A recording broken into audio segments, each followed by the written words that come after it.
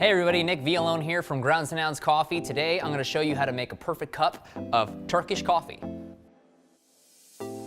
Now, Turkish coffee has an exquisitely bold flavor because, well, it's not filtered. And although it is different than all the other brewing methods, it's actually remarkably simple.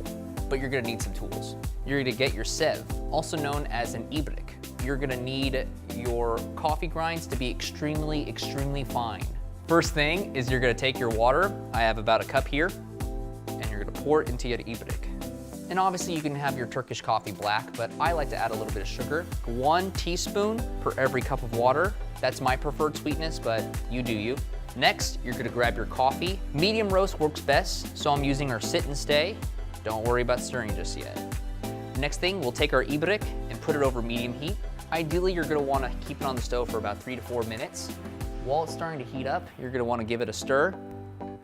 As it heats up, you'll start to notice it'll rise, so take it off the stove before it overflows.